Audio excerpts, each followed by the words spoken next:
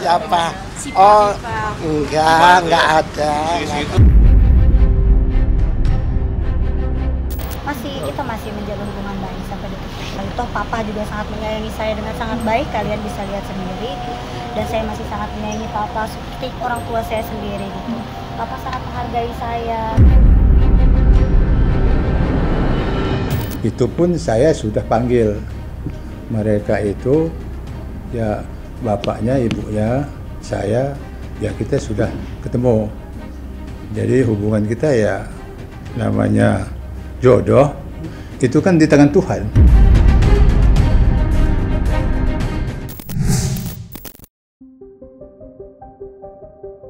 Kisah drama percintaan Ayu Ting Ting hingga sampai saat ini masih terus menjadi topik hangat pembicaraan publik. Bagaimana tidak, di saat pernikahan seolah telah berada di depan mata, Ayu Ting Ting justru harus kembali merasakan pahitnya kegagalan cinta. Seperti diketahui, Ayu Ting Ting telah menegaskan jika hubungan asmara yang ia jalin bersama sang tunangan telah kandas di akhir bulan Juni silam. Mirisnya, perdebatan panjang tentang kegagalan Ayu untuk naik ke pelaminan belakangan nampak kian dibuat parah. Pasalnya, kedua belah pihak keluarga yang selama ini selalu tampil harmonis, sekarang justru diduga saling sindir di media sosial. Sontak saja, hal itu menggulirkan tanda tanya besar di benak warganet, lantaran hingga kini publik belum mengetahui apa yang sebenarnya menjadi alasan keduanya berpisah. Lantas seperti apa penjelasan Ayah Rozak tentang aksi saling sindir antara adik Ayu dengan keluarga Dana? Siapa? Si Oh, Pak. enggak ada. Aduh, enggak deh, itu mah gosip. Kita masih menjaga hubungan baik sampai detik ini. Toh papa juga sangat menyayangi saya dengan sangat baik, kalian bisa lihat sendiri. Dan saya masih sangat menyayangi papa seperti orang tua saya sendiri gitu. Papa sangat menghargai saya. Nah, masalah hubungan kami ya tetap baik, karena itu kan namanya perjodohan, itu kan hubungan manusia dengan Tuhan yang nentuin. Nah kita apa namanya takdir kan. Cuman kedepannya kami tetap berhubungan baik. Jangan sampai ya itulah, kalau dengan manusia itu kita wajar harus baik. Nggak bisa kita, namanya sosial manusia kan harus baik dengan siapapun. Jadi walaupun mereka pisah tetap hubungan baik, itu aja. Juga sih namanya kalau jodoh kan jodoh maut rezeki kan udah Tuhan yang atur ya. Semua kan semua baik-baik aja, semua keluarga juga baik. Papa apalagi aduh luar biasa. Papa tuh orangnya benar-benar orang tua yang salut aja juga. Komunikasi sama masih tetap ayah, masih tetap sama papa, sering juga teleponan. Papa sehat, ya ayah juga sehat alhamdulillah. Itu pun saya sudah panggil mereka itu, ya bapaknya, ibunya, saya, ya kita sudah ketemu. Jadi hubungan kita ya namanya jodoh, itu kan di tangan Tuhan. Saya panggil, ketemu, ya kita ketemu langsung sama bapaknya, istilahnya ya keluarga lah.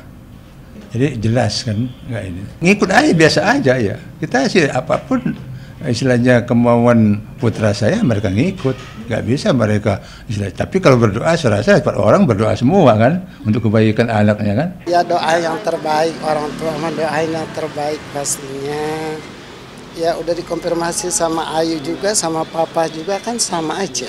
Ya semua memang udah kesepakatan Dana, Ayu, ya mungkin itu anak berdua ya udah sepakat. Saya sebagai orang tua selalu berdoa semoga lancar, semoga apapun yang namanya dengan anak kan. Nah ternyata ya memang istilahnya katakanlah kandas kan istilahnya, nggak jadi kan alisnya gitu. Tapi ini nggak masalah, saya memetik daripada hikmahnya. Mungkin saja doa-doa kami ini terkabul juga, karena yang namanya istilahnya nggak jadi ini belum tentu tidak baik, malah mungkin baik bagi si Ayu juga, baik juga bagi putra saya kan, dengan adanya nggak berlanjut ini kan. Nah itu kan karena di tangan Tuhan semua. Mungkin memang ini udah yang terbaik gitu ya buat saya dan juga Bilkis. Jadi menurut saya apa ya?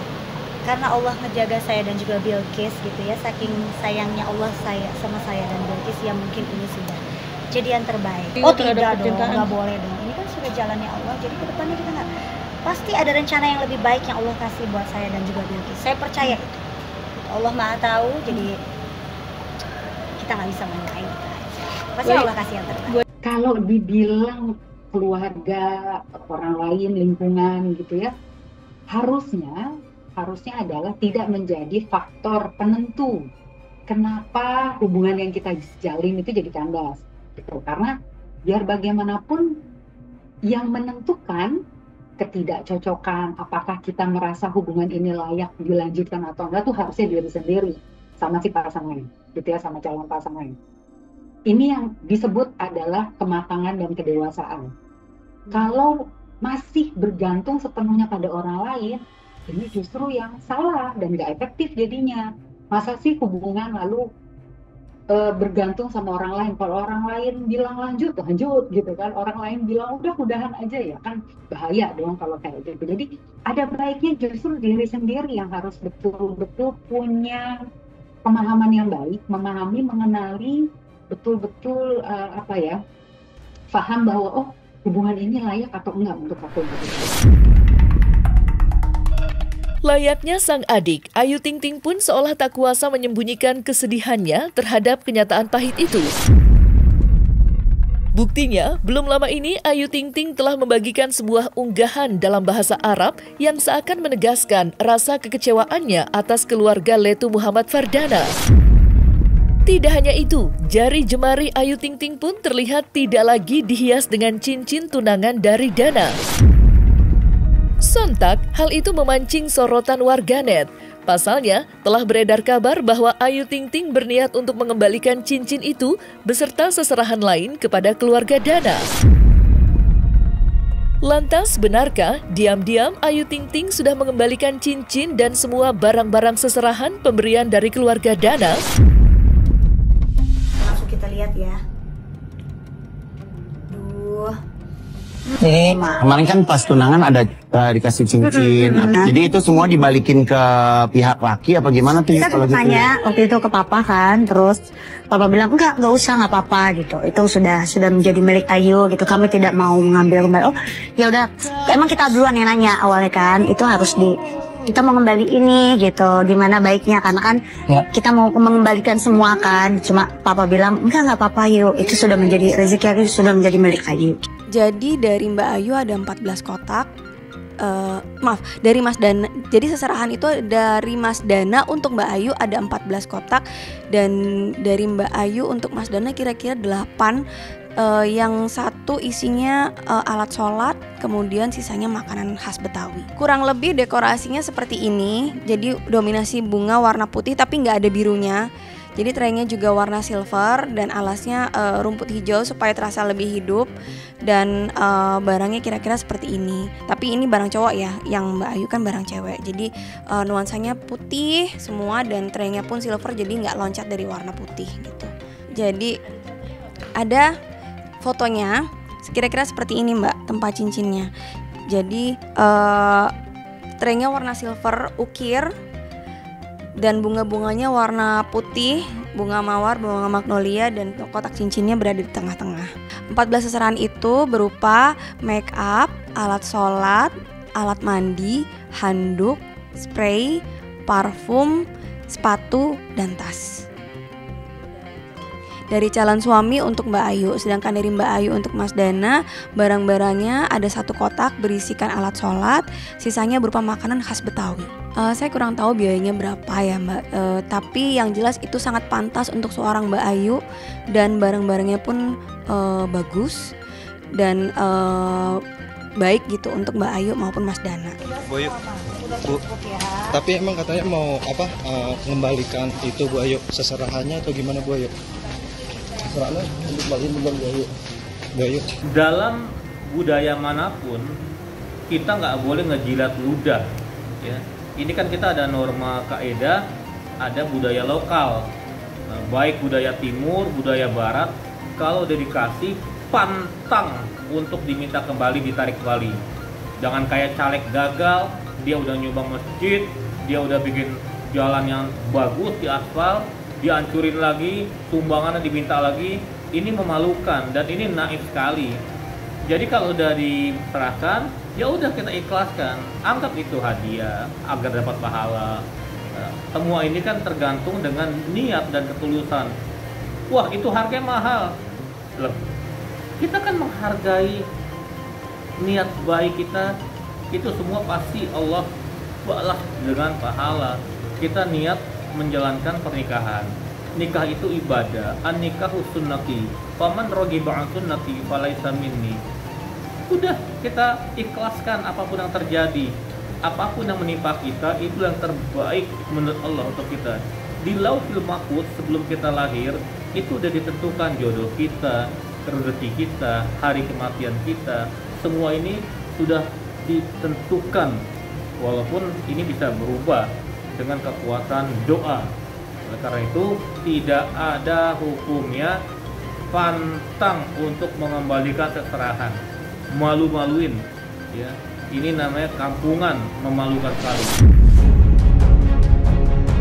Sementara itu, kandasnya hubungan Ayu Ting Ting dan tunangannya, Letu Muhammad Fardana, tidak hanya dikonfirmasi oleh kedua keluarga, tetapi juga dari pihak wedding organizer yang telah ditunjuk untuk merancang pernikahan mereka nanti. Ya, berdasarkan pengakuan Inge Ayelia selaku pemilik jasa WO, pihaknya telah secara resmi mengakhiri proses persiapan hari besar mereka berdua. Miris memang, persiapan pernikahan yang sejatinya telah mulai mendekati hasil akhir, justru harus kandas di tengah jalan. Dan layaknya kedua calon mempelai yang batal naik ke pelaminan, Inge Ayelia pun mengakui dirinya ikut merasa sedih. Terlebih lagi, dalam mempersiapkan acara akbar itu, pihaknya telah menjalin hubungan yang cukup dekat dengan keluarga Ayu Ting Ting. Lantas, seperti apa doa Inge Ayelia terhadap Ayu dan Dana? Serta benarkah pula uang DP yang telah disetor Ayu menjadi hangus? Kalau itu aku nggak bisa bicarain lebih jauh, cuma kalau untuk masalah lamaran udah selesai semua. Iya, kalau kalau sesuai dengan peraturan sih, kalau uang sudah masuk itu sudah hangus aja gitu. Amin, doain aja ya biar tambah sukses, semakin bersinar ke depannya, dan semoga dapat jodoh yang terbaik buat Ayu. Sedih, pasti sedih. Saya juga sebagai walaupun cuma wedding organizer, wedding planner, tapi kan kita udah deket. Kalau sama Ayu tuh ya, vendor-vendor tuh deket, sama keluarga seperti sahabat, seperti keluarga sendiri. Jadi rasanya ikutan sedih pasti gitu. Inginnya kan yang terbaik untuk Ayu jodoh selama-lamanya. Tapi akhirnya terjadi seperti ini, terjadi bisa dibilang kegagalan. Tapi mudah-mudahan ini jadi keputusan yang terbaik buat Ayu dan Dana. Semuanya itu kan proses ya. Sebenarnya di dalam wedding ini, wedding organizer, banyak pihak-pihak sering terjadi gitu, calon mempelai tidak jadi, gagal, atau ada musibah segala macam ditunda. Tapi kebetulan ini kan public figure, jadi heboh nih gitu. Proses untuk menuju pernikahan kan bukan hal yang mudah juga ya. Jadi benar-benar Ayu tuh mikirinnya benar-benar mungkin udah dipikirin baik-baik, istikharah dan segalanya gitu. Terbuka sih, cukup terbuka sama kita gitu, karena udah deket juga ya. Jadi udah kayak sebagai saudara juga, sebagai keluarga. Ya dari Ayu terbuka bahwa dari kedua belah pihak memutuskan untuk membatalkan ini, terutama dari Ayu itu secara baik-baik. Dari keluarganya juga menerima dengan legowo keputusan ini, gak ada yang berantem-berantem atau gimana, nerima aja. Karena kan yang menjalankan Ayu sama Dana, jadi keluarga menerima keputusan Ayu sama Dana gitu. Sebagai wedding planner tentunya WO juga hari H, jadi harusnya dari lamaran, kemudian nanti ada pengajian, siraman, terus ada wedding juga, pastinya ada beberapa wedding lagi juga. Kalau progres pasti-pastinya belum sampai yang berapa persen sih, masih pelan-pelan. Dan kebetulan kan Ayu juga udah sering ngadain acara, kemudian Siva udah pernah melaksanakan acara pernikahan yang besar juga, kemudian sudah sering bantuin saudaranya. Jadi emang ada beberapa part yang keluarga handle sendiri gitu. Baju itu udah langsung ke desainernya. Ya perjalanan proses yang panjang ya Ayu untuk menemukan jodoh yang terbaik untuk jadi pendamping Ayu dan Bilqis. Mohon doanya dan pengertiannya semua masyarakat agar Ayu menemukan yang terbaik buat Ayu. Ya doain aja mudah-mudahan. Ibu pengen orang ada yang bisa bahagiain Ayu, Bilqis aja. Udah dah, nggak minta apa-apaan Ibu, yang penting tanggung jawab buat Ayu, Bilqis sudah. Kalau Ibu Maya udah cukup. Saya mah di usia 30 ini saya bisa punya pasangan yang baru yang bisa benar-benar serius, bisa ke jenjang pernikahan gitu ya. Cuma kan saya ini orangnya nggak terlalu yang menggebu-gebu, jadi ya udah nyantai aja gitu. Toh pasti kalau emang waktunya jodohnya datang pasti akan datang tepat pada waktunya. Jadi ya udahlah, yang penting jalanin aja, kerja, anak, keluarga. Toh juga ntar jodoh mah pasti. Setiap orang punya harapan, tugas kita sebagai pasangan adalah saling mencari titik tengah. Bisa nggak kita mengakomodir harapan si pasangan kita, yang satu juga seperti itu. Bila dari awal tidak bisa dibicarakan ini, maka akan sulit nantinya. Tidak bisa ada dalam satu hubungan itu satu lebih dominan daripada yang lain harusnya. Harusnya ada sesuatu yang kemudian saling menutupi, saling membagi, saling melengkapi seperti itu. Dan ini yang harusnya disiasati agar tidak lagi terjadi kegagalan. Tapi bahwa ada ketakutan dan sebagainya, ya biasa takut gagal, takut tidak sesuai, takut bagaimana menghadapi kalau ini sudah terjadi suatu ikatan perkawinan dengan keluarga besar dan sebagainya.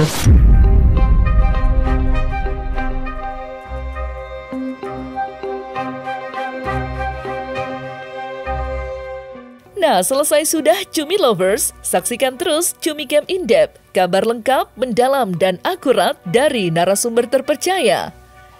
Dan jangan lupa untuk like, subscribe, dan juga share channel YouTube Cumi Cumi.